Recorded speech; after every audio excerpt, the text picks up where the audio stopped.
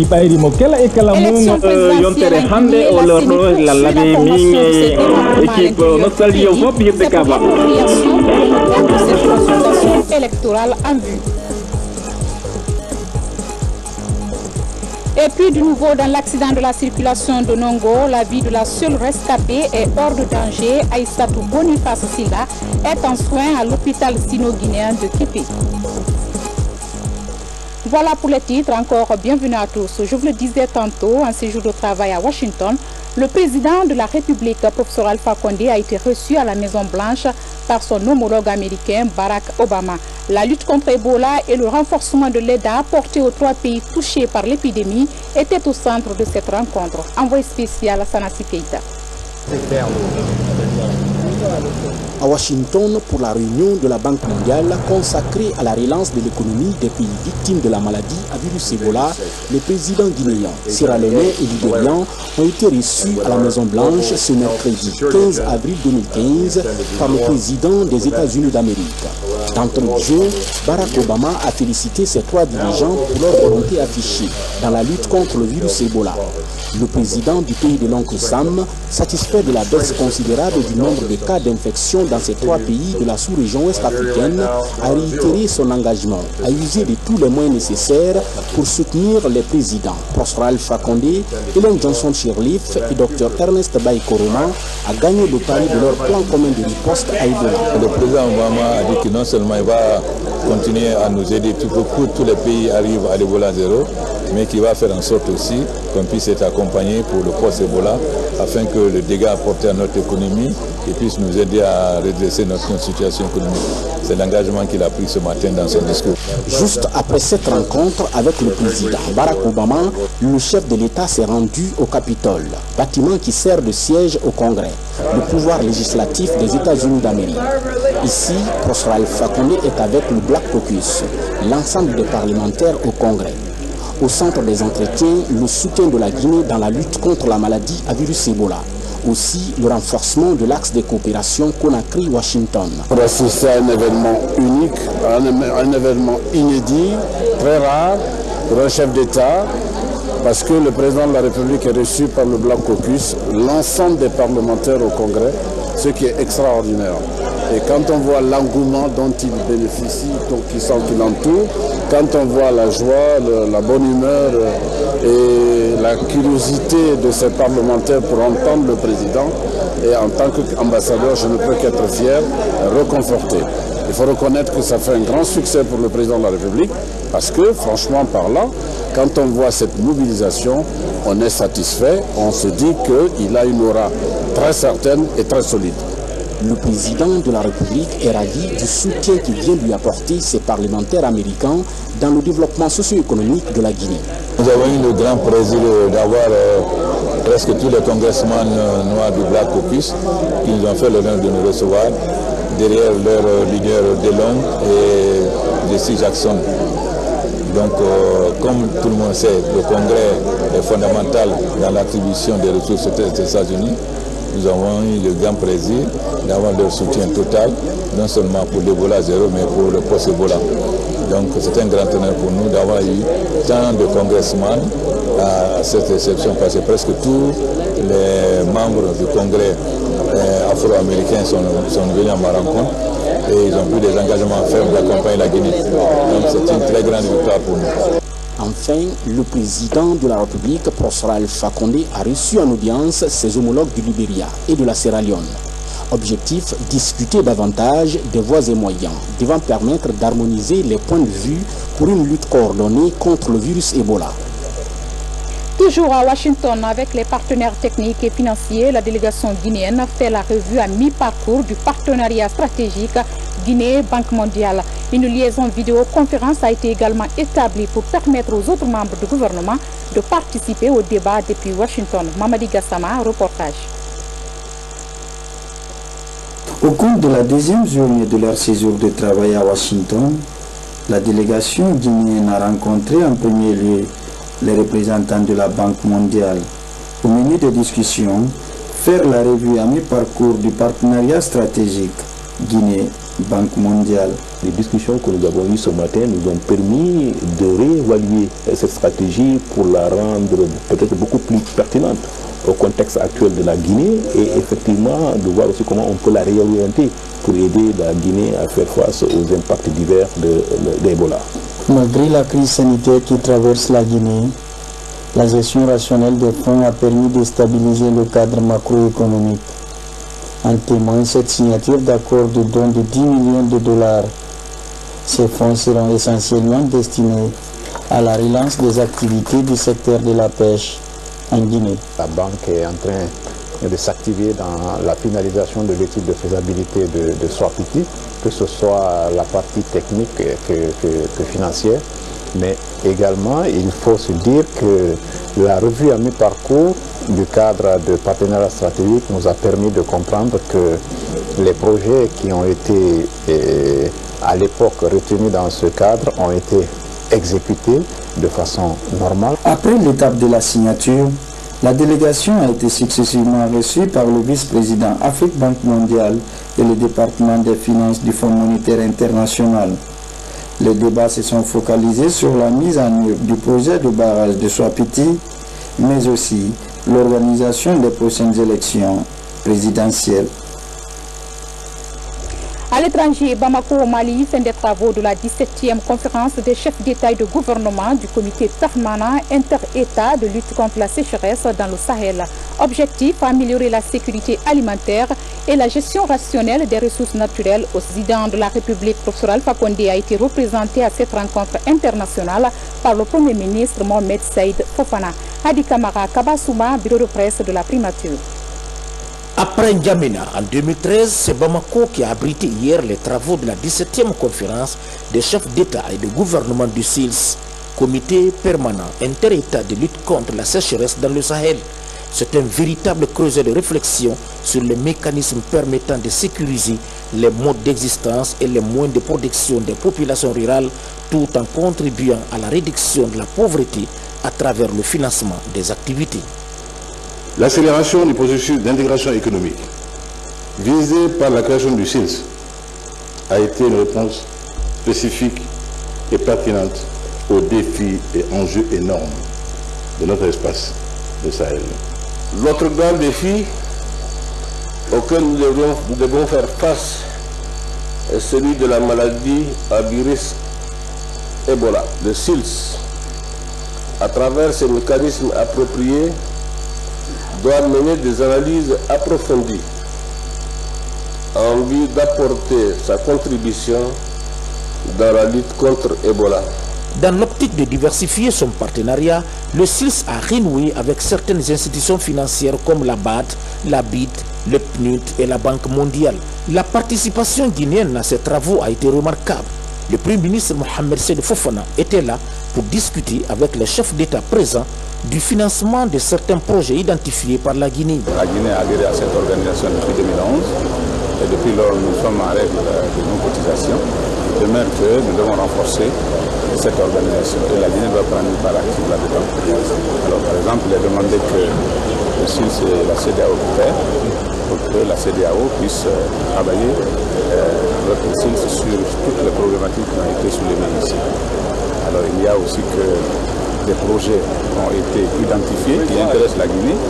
Alors là-dessus, j'ai plaidé pour que notre pays bénéficie aussi, comme elle ne l'a pas fait encore, de certains projets initiés par le SILS. Parce que depuis notre adhésion, à la date d'aujourd'hui, il n'y a pas de projet de SILS dans notre pays. Les chefs d'État ont bien compris cela. Une attestation de reconnaissance et une médaille ont été remises au président de la République du Tchad, Idriss Déby Itno, président en exercice sortant de SILS.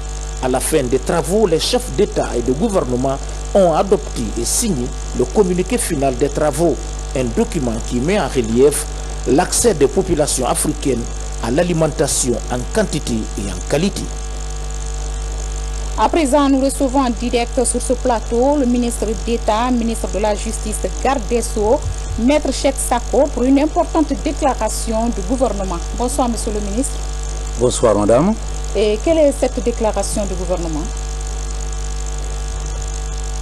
En effet, suite aux graves implications soulevés par les déclarations faites à une radio locale de la place dans son émission Les Grandes Gueules. Au cours de cette émission ce jour, à 9 h, par le sus-syndiqué M. Mohamed Diallo Junior, en détention à la maison centrale de Conakry pour des faits criminels. M. Diallo alias Junior est accusé d'assassinat de Mme Boiro et autres. Il est présumé innocent jusqu'à son jugement. Et je précise que la chambre d'accusation est saisie de ce dossier. Les diligences se font. Donc, monsieur répondra de ses actes devant la juridiction du jugement.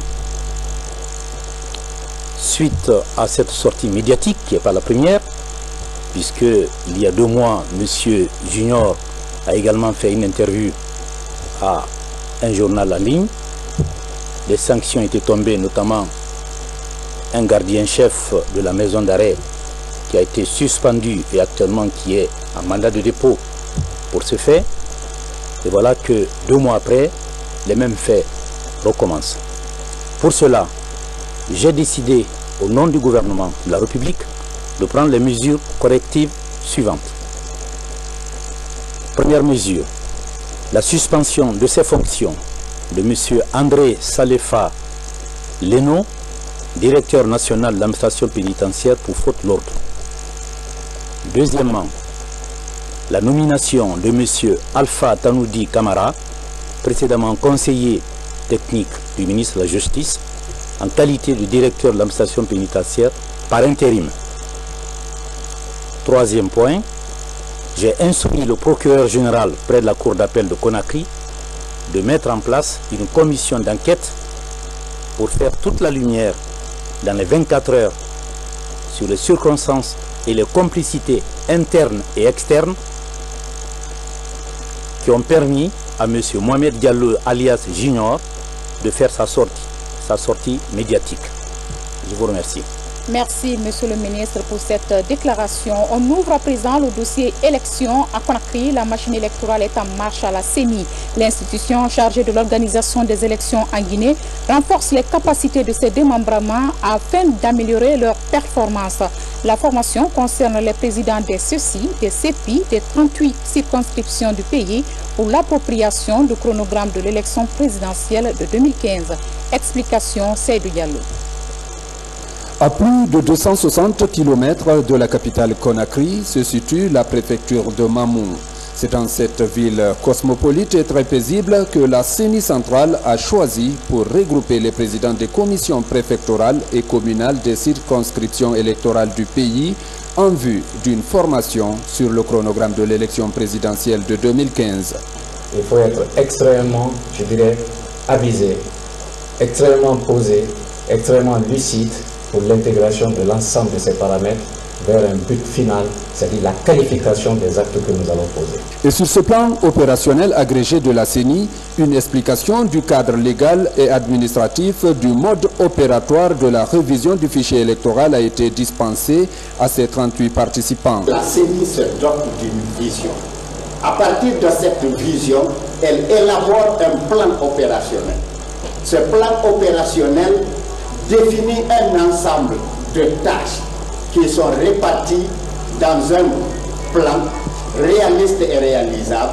Avec le cadre juridique, nous rappelons au président des CEPI, mais aussi au président des CECI, de quelle manière on peut articuler les opérations de révision des votes, des listes électorales. Mais au-delà de ces opérations de révision, il y a l'affichage, il y a la correction, ça c'est extrêmement important. Ce sur quoi je veux aussi insister, c'est le régime juridique applicable contentieux en matière d'inscription ou de correction, voire même d'annulation. L'appropriation de toutes ces données par ces présidents de CECI et CEPI contribuera, une fois de retour dans leur circonscription, à qualifier davantage le processus électoral pour des scrutins apaisés dans notre pays. Justement, à propos de cette élection présidentielle, la communauté internationale est également à pied d'œuvre pour la tenue d'une élection libre et apaisée dans notre pays. Ce qui explique la présence de l'émissaire de Ban Ki-moon en Guinée. Simon Pierre a été reçu en audience par le ministre des Droits de l'Homme, Abdulaziz Baldé, pour le compte rendu d'audience. L'élection présidentielle en Guinée pointe à l'horizon. La communauté internationale se sent concernée pour la bonne tenue de cette élection qu'elle souhaite libre et apaisée. C'est la raison du séjour de cette mission conduite par Simon Pierre, dépêché par le secrétaire général des Nations Unies. C'est une mission d'évaluation des Nations Unies qui a été dépêchée par le secrétaire général des Nations Unies pour venir évaluer le processus électoral en cours dans notre pays et voir dans quelle mesure la communauté internationale peut contribuer à ce que ce processus électoral soit un processus crédible, transparent et apaisé pour permettre évidemment à notre pays de poursuivre sur la voie de la démocratisation. Au terme de son séjour, l'émissaire de Ban Ki-moon va également rencontrer tous les acteurs impliqués dans le processus électoral. L'initiative est de présenter toutes les actions prioritaires et urgentes à mener en vue d'une élection apaisée en Guinée.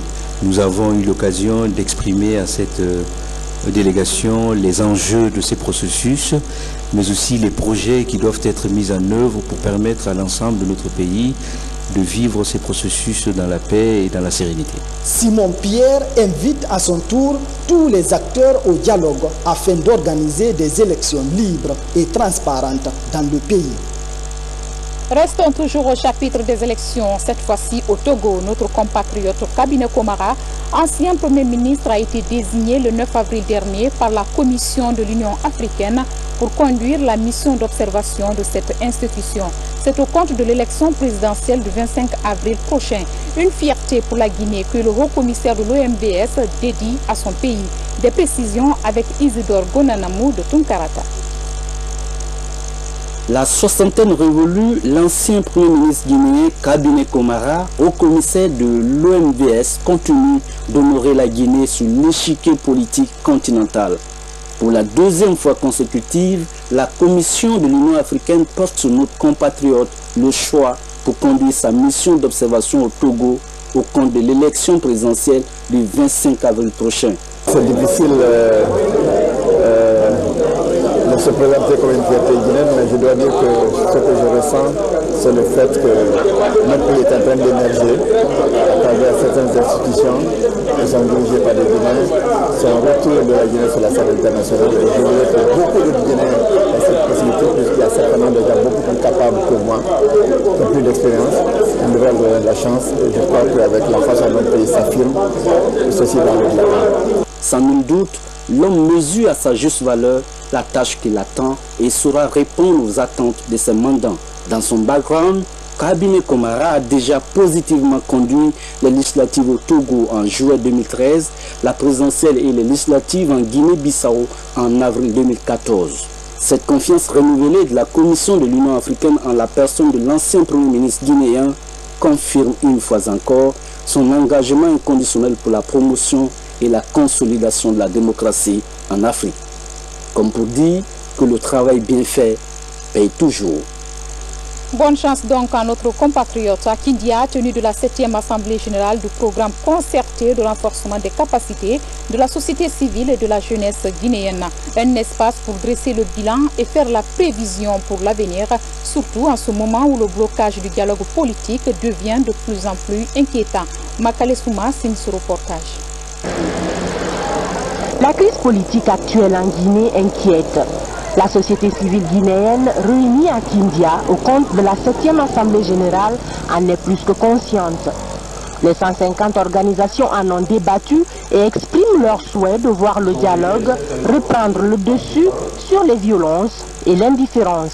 Nous nous engagerons à appuyer les organisations de la société civile afin qu'elles soient actrices dans la recherche de solutions de sortie de crise.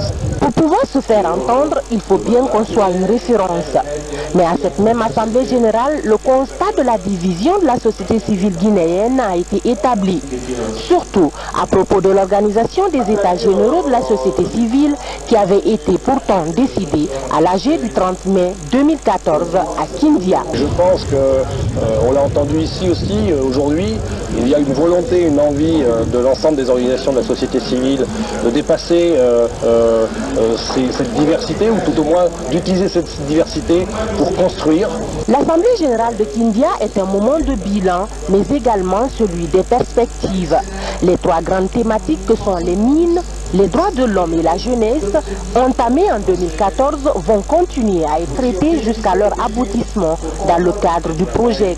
Pour y parvenir, la société civile guinéenne, déchirée par de récurrentes crises, ressent la nécessité de s'organiser pour parler d'une seule voix. Dans le pays profond, Womé, dans la préfecture de Zéro-Corée, bénéficie d'autres infrastructures. En plus de la réalisation de 14 km de pistes rurales, l'on a procédé à la pose de la première pierre du centre de santé de la localité et l'équipement à mobilier d'autres édifices publics. Le point avec Amadou Touri. Coup d'envoi des travaux de reconstruction de la route de Womé. C'est une piste rurale de 9 km reliant cette localité à la nationale Zéro-Corée-Béla via Gokuye que le président de la République, professeur Alpha Condé, compte reprofiler dans l'intérêt des communautés de Womé. Zone de production agricole par excellence, Womé est considéré comme l'un des greniers de la préfecture de Zéro-Corée. Je veux remercier Monsieur le Président de la République, professeur Alpha Condé, d'avoir pensé à mon village. Dans les jours à venir, Womé va être totalement désenclavé. Le pont qui faisait souffrir le village de Womé va être construit. En plus de la réalisation de cette piste rurale, plusieurs chantiers sont ouverts par le président de la République pour le développement de cette zone. Aujourd'hui, il est en train de se projeter pour développer les villages, les communautés rurales. Et c'est pour cela qu'il nous envoie ici à Womé pour procéder à beaucoup de choses, parmi lesquelles le désenclavement de la route, la réalisation des ponts et beaucoup d'autres éléments que vous avez vus. La communauté de Womé s'engage à tourner définitivement cette page sombre de son histoire en promettant de promouvoir la paix et l'adhésion au programme de société du président de la République. Restons dans la région forestière avec la mise en place d'une plateforme fonctionnelle dans la sous-préfecture de Komodou, c'est à Kérouané. Le projet consiste à réduire la souffrance des femmes dans le décortiquage du riz et la mouture des céréales. C'est un programme des Nations Unies à travers le PNUD. Moussa Komara. Sous-préfecture de Komodou, à 95 km de la préfecture de Kankan. Depuis des années, les femmes de cette localité souffraient en martyr à travers ce coup de pilon. Pour mettre fin à cela, le programme des Nations Unies pour le développement a installé cette plateforme multifonctionnelle qui sert à décortiquer le riz et faire la mouture des céréales. L'autre avantage est la fourniture de l'électricité pour la promotion de l'artisanat dans le village. Les équipements qui représentent ici le volet transformation agroalimentaire sont les suivants. Il y a la décortiqueuse de riz qui peut faire 400 kg de riz net à l'heure. Et il y a le moulin à farine de céréales, un moulin à marteau, qui fait 300 kg de farine à l'heure.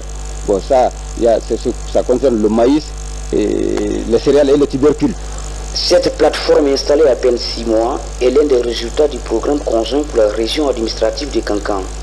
Elle est gérée par un comité féminin composé de 6 femmes. 150 familles sont déjà abonnées et déboursent 15 000 francs par mois par ampoule. Dans les ateliers de couture, tout comme les foyers, l'électricité a une utilité remarquable. Dans le village, la multiplication de la plateforme et l'extension du réseau électrique restent le rêve de la population, surtout l'approvisionnement en eau potable. Là, l'eau potable n'est pas suffisante. Elle n'est pas suffisante. Nous en avons besoin. La CR de Komodou est une zone agro-pastorale. Ici, les femmes occupent 54% de la population et assurent la moitié des activités. L'électrification des ménages par des énergies renouvelables, c'est bien possible en Guinée et cela n'encourt aucun risque ni pour l'environnement ni pour l'homme. Le groupe Total Guinée met sur le marché les panneaux solaires afin de sécuriser les foyers. Aboubakar Sidik Kamara nous présente ces produits. Le groupe Total met sur le marché guinéen des lampes solaires alors que le besoin en électricité s'accroît dans le pays.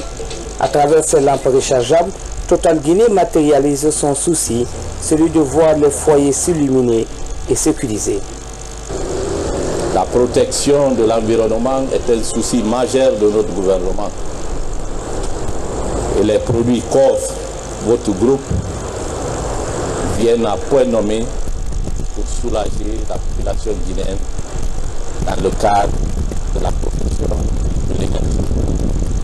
En 50 ans de collaboration, cette société a fourni des produits de qualité supérieure à notre pays en s'appuyant sur des énergies renouvelables pour un environnement sans risque. Total, c'est aujourd'hui un leader mondial de l'énergie solaire avec des réalisations de fermes solaires, de centrales solaires, des réalisations qui sont faites au travers de sa filiale Sun Power. De nombreux pays plus proches de la Guinée, par exemple le Sénégal, le Burkina Faso, le Niger, ont déjà lancé la lampe Awango et font donc partie de l'aventure. Ces lampes rechargeables sont disponibles sous plusieurs formes en fonction de la demande. Ces produits viennent donc combler un vide, celui créé par le manque d'électricité en Guinée. Et puis le ballet diplomatique au gouvernorat de la ville de Conakry, le gouverneur Sourba Sorel Camara a d'abord échangé avec l'ambassadeur de Cuba sur les sujets liés entre autres à l'insécurité, la lutte contre Ebola et la coopération décentralisée. Ensuite, avec le diplomate brésilien, il a été surtout question de l'implantation d'une usine de transformation des ordures ménagères en Guinée. Le résumé de ces audiences avec Moussa Bangora. L'axe de coopération Conakry-Havane se renforce davantage. Au gouvernorat de Conakry, l'ambassadeur de Cuba en Guinée est venu exprimer le soutien de son pays aux autorités guinéennes. Dans cette dynamique, plusieurs questions ont été débattues. Il s'agit notamment de la lutte contre Ebola, l'insécurité dans la cité et l'éducation. On doit travailler de manière unie pour identifier quels sont les domaines dans lesquels on peut voir cette coopération se concrétiser. Dans le même registre, le président du conseil de ville a reçu également l'ambassadeur extraordinaire et plénipotentiaire de la République fédérale du Brésil. Les entretiens ont porté sur le renforcement des capacités des cadres, des services déconcentrés, mais aussi apporter un plus au secteur de l'agriculture, l'élevage et discuter du projet de transformation des ordures ménagères. On a élu la coopération dans la salubrité, domaine de la salubrité, l'installation à Conakry d'une usine qui va transformer les déchets urbains par exemple de n'importe quel matériel. Une possibilité, ce serait l'huile diesel comme carburant pour épargner les devises que vous dépensez pour emporter les carburants diesel. La remise de cadeaux aux hôtes de marque témoigne le renforcement des liens historiques entre la Guinée et les pays de l'Amérique latine. Et puis cette exclusivité sur l'accident de la circulation de Nongo, je vous le disais hier, ils étaient 5 mineurs, tous des écoliers. Ils ont trouvé la mort mardi dernier pendant qu'ils se rendaient à l'école.